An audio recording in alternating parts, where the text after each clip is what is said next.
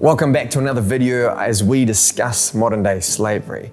Now, I'm guessing you're back here because you already care about this issue. But the million-dollar question, how do we get others to care about this issue? If this issue is so big and it's going to require everyone to take action, millions of people around the world, how do we get them to care? Especially if it's an issue that often doesn't feel like it affects us directly. So I'm here again with Tearfund's education specialist, Dale Campbell. Welcome. Welcome. So, million-dollar question, how do we get others to care when it doesn't feel like it affects them directly? Thanks to you. I think we have to start by just acknowledging the powerful factors that are at work to get us to not think about modern slavery. And I think that's exactly what I mean. It feels like, we're down here a little on New Zealand. It feels like such a distant issue, way off in some of those developing countries. And it's not really our problem to care about or address. I hate to say it, but we're extremely good at not caring about issues that don't kind of stare us in the face, right? Yeah, it's such a common attitude that sociologists have actually given it a name called psychological distance. Psychological distance. That's right. As humans, we're really bad at caring about things that don't affect us directly. So if something doesn't affect me right now, but it affects me maybe later, then I struggle to care. And if it doesn't affect me right here, but it affects people somewhere else, then I struggle to care as well. And this is often the attitude that I see playing out when I'm talking to people, that we're not the people to respond or it's not our problem right now, right? This isn't our thing to be dealing with right now. So they're not quite the right person to care about this issue or to take action. You know what I mean? Totally. And I guess the other challenge is that, the reality is that modern slavery often makes our lives kind of more convenient, in some way. So it's, like that super cheap piece of clothing or that nice chocolate bar or whatever it might be. And, if we don't have to think about the fact that it was slavery that allowed us to enjoy that thing, then we don't have to feel guilty. That's right.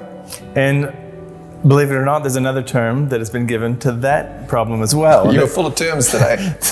They call it solution aversion. Because as you say, it's easier. My life is easier and cheaper if I don't have to think about this stuff. It sounds ridiculous, but people's lives hang in the balance.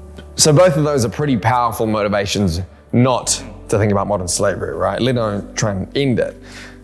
So what do we do? How do we combat that? I think for me, the most helpful way to help anyone understand anything is to try to lift our vision above the immediate small world of comfort and convenience. So in the household of faith, as Christians, we have these amazing values that guide us, and part of helping one another understand the importance of addressing slavery will involve reminding ourselves of these values that we hold in common, and of course aligning our lives to those. Can you give us a few practical pointers to be mindful of when thinking about this? Sure. As a first step, we can remind ourselves and others that through our faith we already ascribe to a value system that means we should care about the exploitation of people. We have this conviction that God created each and every one of us in His own image and designed us to flourish in relationship to God and to one another, and of course to ourselves and the whole creation as well, and not to be exploited for the benefit of others. So Christian values are not only against human slavery, these values are also for human flourishing. We don't just want people to not be enslaved, we want people to thrive. As good as it is, talking about modern slavery, was good, but it's not quite enough just to talk about it. Faith without deeds.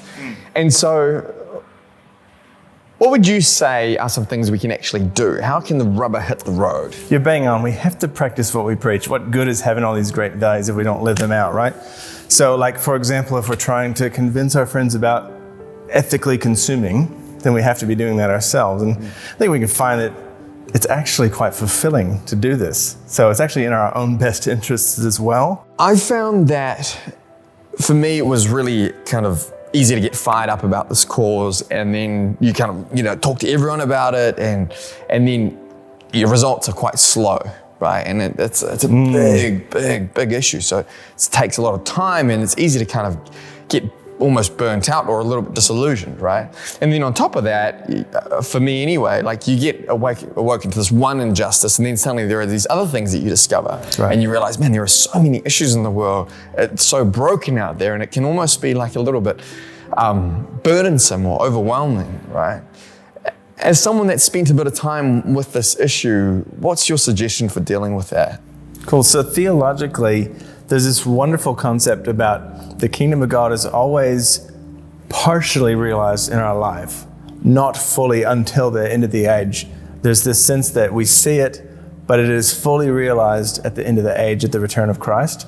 And that's a wonderful future to work forward to. So they say the kingdom is present already, but not yet fully.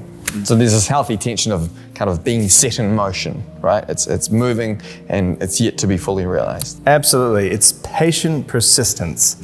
And my favorite biblical example of this, I love that Jesus heroes the persistent widow in Luke 18, right? Luke 18, verse 1 to 8, tells the story about this woman who persistently and patiently goes to this unjust ruler and eventually wears him down. And the biblical view is that this God of justice is with us in the struggle. We're not just working towards a future that is uncertain. I love the way that 2 Peter chapter 3 puts it. This future that we're working toward is described as a new heaven and a new earth where justice dwells. So that's the future that we're working for. We're not just making it up and hoping that something good will happen. We're actually going somewhere. And I remember someone describing it to me like this one time when I was a little bit disappointed with the numbers of, how many perpetrators have been in court and how many, survivors had been freed. It was like 60 in this one year. And I'm like, is that it? There's literally millions of, 40 million slaves and only 60.